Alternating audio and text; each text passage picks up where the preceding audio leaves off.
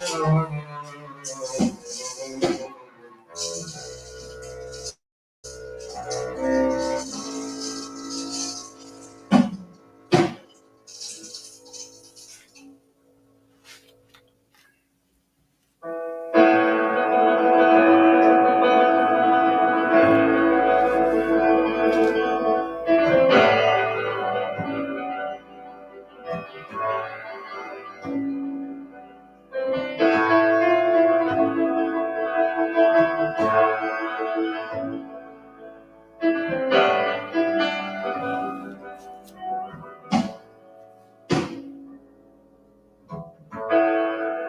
I am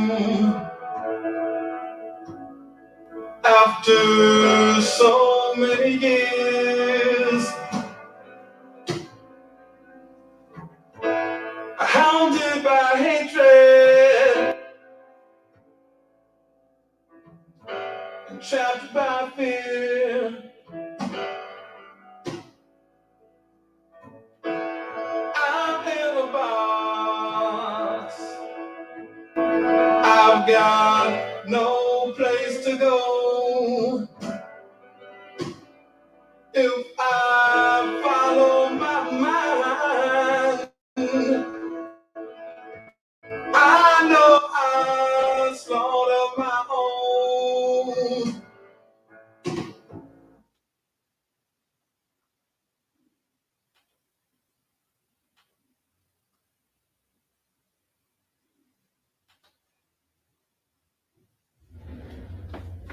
Welcome, greeting, peace and love. Welcome again to the NAPPC podcast. I'm Brother Frank, and I'm with former political prisoner Abdul Haq Islam. And we are the NAPPC, Northeast Political Prisoner Coalition. And today's episode, we're focusing on Black August. What does it mean? And what does it impact have for the work of freeing our political prisoners? Yes, our political prisoners can come home. They deserve to come home. They deserve to come home, and we have the responsibility to bring them home. We have to do that by organizing and making that commitment to do so. For those who don't know about Black August started after the assassination of George Jackson in the early 70s. And it was done in California prison so prisoners could remember what George Jackson stood for. Prisoners would decide that they would study hard during Black August, that they would fast, and they would refrain from alcohol and drugs, and they would exercise. They would focus very seriously on political affairs and commit themselves to organizing and producing change that what George Jackson represented. And that's very important because that relates directly to our history of people of African descent regarding our history of resistance. Because August is a very powerful, strong political month for us. It was a time where you had a number of slave revolts happen. It was a time where Marcus Garvey was born. And when I'm talking about the time, I'm talking about the month. So that month itself is very strong and impactful. But I don't want to take all the time to explain the history of it. I would like my brother, former political prisoner and also co-host of the NAPPC podcast, to speak on that. Yeah, peace and love. Black August has a great meaning in the lives of Black people, and that is highlighted, multiplied, you understand, in light of what's happening now with fascism being here. As Comrade George said, fascism is here. People are losing their lives, and many more will lose their lives if people don't act. We see fascism coming from the Supreme Court and its rulings against affirmative action. You understand? Rulings which will shorten the lives of many, many Black people. We see police having military training. We see Cop City in Atlanta, which I call Pig City. You understand? Where cops are being prepared to brutalize our people, you understand, to terrorize our people in order to instill fear in them, to try to make cowards of us, to take away our manhood and womanhood. You understand? So it's very, very important that we reflect on these examples of our humanity that came about in August. Like the brother mentioned, the birth of Marcus Garvey, August 17th. You understand? A time when we reflect on Garvey's teachings. Teachings which brought us self-confidence, self-esteem, belief in ourselves, independence. The ability to stand up, very, very strong. You understand? We remember the Marion County insurrection, August 7th, 1970. Jonathan Jackson, you understand, in an attempt to free his brother and other political prisoners, you understand, took an armed stance in the Marion County courthouse. You understand? So these type of things are very, very significant. When we have an enemy that wants our philosophy to turn the other cheek. Now, as you know, when you slap somebody, in essence, what that is that's a declaration they are a bitch. So we don't believe that God is so dumb that he would tell you to turn the other cheek and be a coward. You understand? This is a time, you understand, with rising fascism, with bloodthirsty, insane cops, you understand, with these far right wing organizations training right now to kill black people. This is time for another type of thinking. This is a time for a militant type of thinking. This is a time to be inspired, by those who have stood up, against great odds. We're inspired by Brother George, you understand, who is a very, very powerful warrior brother, you understand, with the weight of the entire state on him. You understand? Millions of tons of concrete, trying to press this brother's spirit down. You understand? So in the hells of North America, he stood up strong, like a very, very great man, a big man. You understand? And he continues to inspire people with courage. You understand? To stand up and be men. So August is very, very important and critical month for black people. You understand? As we have a struggle over philosophies, the philosophy of us loving our enemy and being subservient, and crawling like a dog, that philosophy versus the philosophy of standing up like mighty human beings, you understand, against all odds, no matter how much power it is, no matter how big it is, you understand, and never being fearful, being totally fearless. Yes, absolutely. Those in the past, that's what they taught us. They taught us to stand up and fight back. When we look at this Alabama riverboat brawl, you see black people had enough of watching their own being beat. So they came to their own rescue. And I think that's very inspiring. When we look at our political prisoners being incarcerated, and some of them coming home off compassionate release and not having much time to live, that should inspire us. Continue with your thought. But that guy in Alabama, in Montgomery, he looked like a freight train had run over his face. He said that 65-year-old guy had a hell of a punch. Go ahead, brother. His face looked like he had run. That's why we have to get involved in this work to free our political prisoners. We have to support the campaigns that are out there to free our political prisoners. That's why, they have a campaign to free Kamal Siddiqui, and they meet. So we're providing the information for you for that. So get involved, do something, take action. This is Black August. Make some time to write to a political prisoner.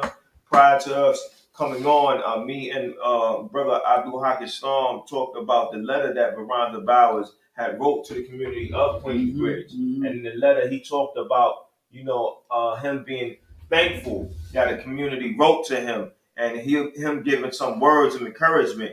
Like, I had this a banner design, and I put it by the hill in Queensbridge, and on the banner it talks about who he is, the year he was born, and the fact that he spent about 50 years in prison. He was a member of the Black Panther Party, and he did his work. He was involved in organizing people, and I think that our community needs to be reminded of those who are not with us physically, but yet still their heart remains with us. Their heart remains in the battlefield for change, real change that empowers common people. And I think when Veranda Bowers wrote that letter, he told that in his letter he spoke of that he learned from brothers like Malcolm X, and he learned that it's not enough to hope for change. You have to struggle for it, and I think everybody needs to be reminded of that. One day you'll see something bad happening and you'll be bothered, but then that very moment, if you pay attention closely, you'll find something to inspire you. So we have to be inspired to fight. We have to learn from the past. And in this month of Black August, it's very important that we learn about that history so we know what we need to do. We have a responsibility for those who sacrifice for us. So, Brother Abdul Haq Islam, you was talking, and I'm sorry. Oh yeah, I was talking about the importance of us, in light of the reality of what's going on in America right now, with fascism is here and is growing. You understand? We can see a vision of Mayor Adams of New York City and Adolf Hitler slapping five on each other. You understand?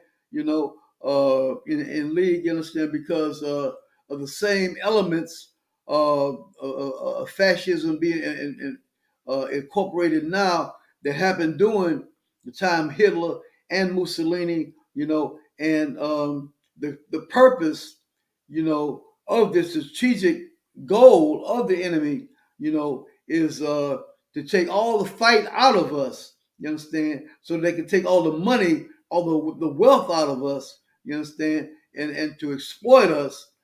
Dominate.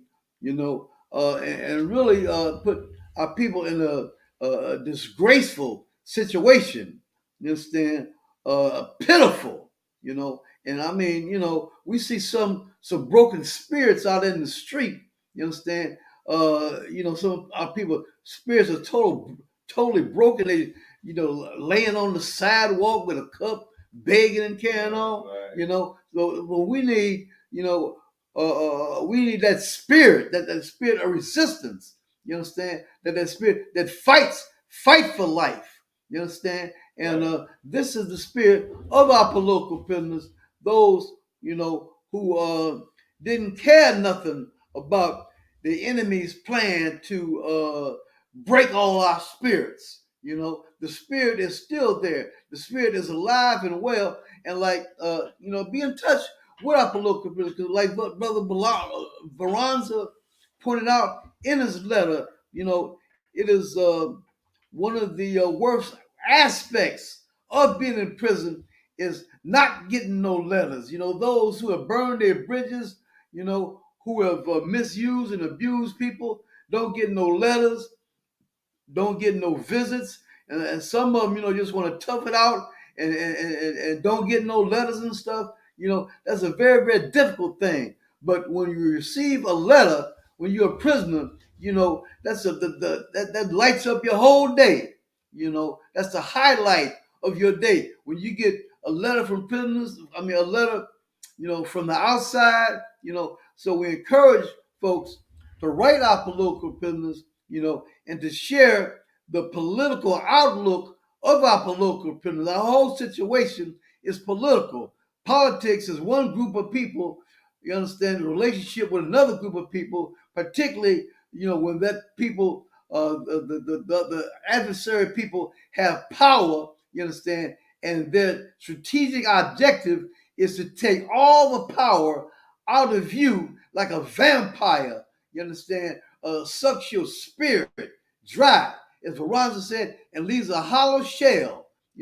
So that politics, that fight, that humanity is what's inside that shell. You understand? And so let's come together with our humanity, and be supermen and superwomen. You understand? Because this is what it takes right now in 2024 with creeping fascism.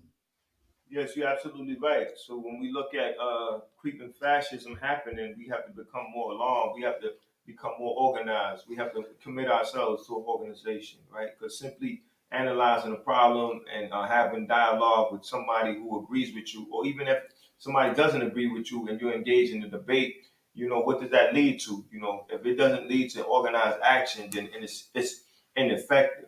And that's why we on this platform, we do the podcast, but we're also out in the community. We're also a part of the support grieving group that meets in Queensbridge. That's a part of our extended work into the community, because it allows the community to understand that there's a presence uh, out there that represents the interests or the ideas of political prisoners.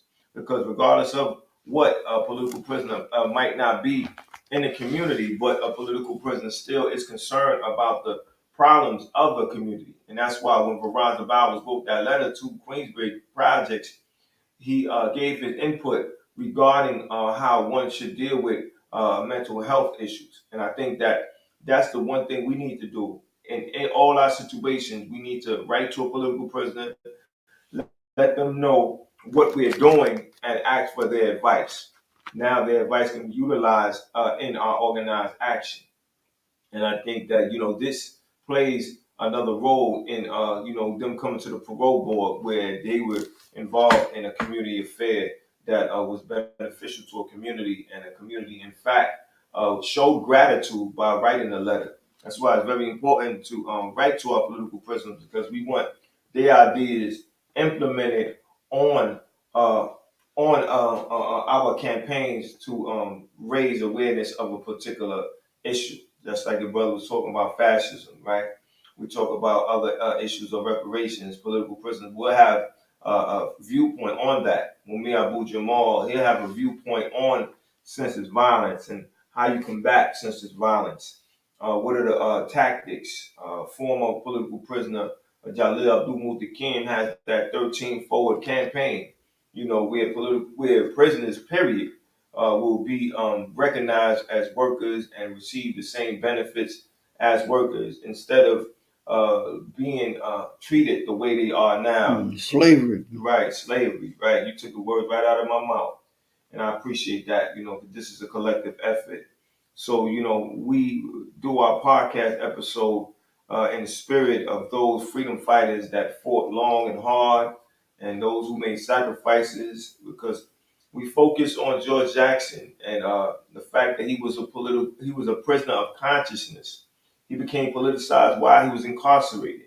He went from criminal to revolutionary because he made that transition through his ability to be educated, learn from the writings of Karl Marx, Mao Zedong, uh, Lenin, and others. So, matter of fact, I was on social media and they said that when they went in cell, there was 99 books that he had, and they listed his 99 books, and very strong books that sharpen your awareness about your reality. And I think that that's what Black August means, for you to set aside your distractions, spend less time on that social media, and more time in a book.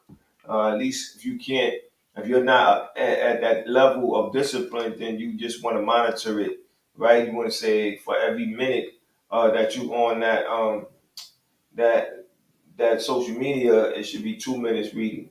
I think that this balance, or this ratio that's conducted, will have you looking forward to uh, uh, being a stronger person, making a decision that you have to step up and you have to be responsible. You have to be accountable for what's going on in your community regarding its continuity and its being able to get rid of that situation because of the actions that you decided to take. While you were in prison on political matters, brother, what were how was the prison population? At least I know those who are conscious when Black August came. Uh, well, you had your conscious elements, and you had those who, were not so conscious. Black August wasn't discussed a whole lot when I was in the joint. But however, we had many brothers who were rebels, rebellious brothers, and that's what I hung with when I was in the joint. Brothers who wouldn't take no stuff, brothers who knew the history of America, knew the essence of America. You understand? And it's always good to be in that type of company. When you're in a very very oppressive situation. And individuals like this have a great deal to offer the community. When we talk about people not writing our political prisoners, um, not supporting our political prisoners, Frank had mentioned the idea of what makes sense and what don't make sense. And as you go through the community, not just eavesdropping on people's conversation, but what you hear all the time is this makes sense and that don't make sense. So how much sense does it make to throw inspiration in the garbage can? You understand? How much sense does it make for you to just abandon, that which can produce great courage in a people? A teaching, a philosophy, a people, a leadership.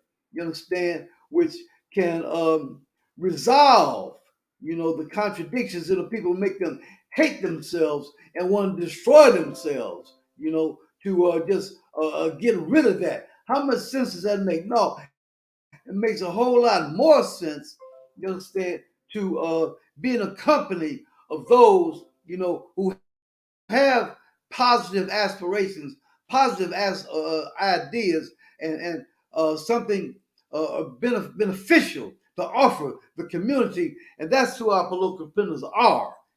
So we don't want to abandon them. We don't want to just throw all their gifts in the garbage can, and in that way to collaborate with the enemy, because that's what the enemy wants. The enemy wants us to uh, uh, to act in a way which don't make no sense at all, when you got people who saved us from a lot of the hell on earth that the enemy brings us.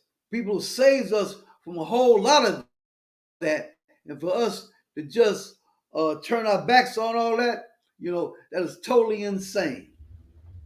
Absolutely. So we have to show appreciation, right? We ask our children to behave a certain way. We are raised a certain way to behave, and our behavior, our right deeds should be reciprocated, right? And the right deeds of our political prisoners should be reciprocated, and that reciprocation comes through writing a letter, right? Just like when we talk about Ronza writing back, there were others who wrote back. The honorable and respectful Dr. Latuda Shakur. Right to parole board. He wrote me back, and that meant a lot to me. Every time a political prisoner writes back to me, I'm very excited. I'm very inspired. Yes, and right to the parole board. Yeah. Right, Rochelle McGee, when he was up for parole, I know I wrote to the parole board, and they wrote me back. And I was just curious because they didn't never say why they were denying him at that time. But he kept strong, and people kept resilient, and they kept fighting to bring him home. And now he's home, and now we have to do what we have to do to make sure that his time is at home is one that he's really shown a whole lot of love, that he's getting all the necessary treatment that is necessary for him to live out his remaining years in a very respectful, honorable way. It's a war of ideas, right? And unless we act out our ideas, then our ideas will not be validated. the ideas of our oppressor will be validated because there's no confronting that. There's no confrontation. And that's what we have to really pay attention to, what we stand for. What we stand for is declared by our actions, what we decide to do. If there's a problem and we decide that we're going to step up, then our action validate what we are about and what our ideas truly represent. And I think that's the significance and the importance of what we're witnessing with this Alabama riverboat brawl. We're seeing black people who just in their mind, you could look at the age of these black people or people of African descent, and you could tell that they were reminded historically. Hold that thought. You mentioned Alabama. Also, recently in Alabama, 5 cops, they call themselves the Goon Squad, beat up a black man, shot him in the face. That was Alabama also, you know. And so, you know, this is representative of something that's happened now, that goon squads and, you know, these fascist groups coming together. You know, there's something that's happening right now. And that's why we need, you know, this strong, this powerful personalities among us. And we need to take up powerful personalities in our own being, you know, Black Power. Yes, Black Power. You're absolutely right. So you just look at the traditional culture in Alabama. You know, black people being afraid to do a number of things because of their position of power or lack of it. And now we see the riverboat Alabama brawl. We see that black people had enough, and black people are going to say, "This is how we're going to live in 2023." And I think that we all need to be inspired by that, coming to each other's rescue. We all need to be inspired to do more. And that's why whenever we are taking a position, there's going to be some pushback from the state, those in power, and some of us are going to get penalized severely. And I think that that's why when we talk about battling, I mean, we talk about engaging in war ideologically. You know, we have to look at the consequences that come from that, and that's directly takes us to our political prisoners and the sacrifices that they have made. You know, if you look at Ruchell Magee and him being incarcerated for over 67 years and him being 83, so the majority of his life he was in prison. And that should alarm us. That should bother us. What type of society we live where they incarcerate somebody for that long? You know, what really are you getting out of it? You know, and I think that, you know, once we start looking at that and looking at the fact that they use our tax-paying dollars to build, to construct prisons, then we have to make that demand that we have a say-so on how long a prisoner should be held and what are the charges, and are the charges something that is not questionable or not, because you know the system is flawed. And we have to make sure we expose the flaws of the system if we really want what's best for us. So, my brother, you know, when you look at taxpayers and you look at the fact that they work 9 to 5, Monday through Friday, that 40-hour work week, you know, why should they be so concerned about, you know, how their tax dollars is being spent?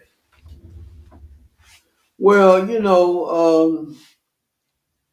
it's kind of amazing, you know, that people would knowingly allow their tax dollars to be used as weaponry against them. You know, there's been instances in history where there's been very, very powerful revolts against taxation without representation. You know, so being a people of value, you understand, we must demand that that we have a say so on how our tax dollars are used. You know, for example, of something you just mentioned, um, tax dollars have recently been spent on about 65 machine guns for Rikers Island and 72 sniper rifles. You know, so this is an area, definitely the area of taxes is definitely an area where strong messages of self-determination need to reverberate, because the tax dollars are yours. They belong to you. So, I mean, how in the heck you'd allow somebody else, an enemy, to use your tax dollars in a way that is detrimental to the people, to aim machine guns at your babies, at your loved ones, at your family members. So this and many, many areas, other areas similar, demand that people stand up, you understand, and don't lay down, and don't become docile, with some dog-like cowardice, in the face of oppression, but to stand up like real men and real women and fight back.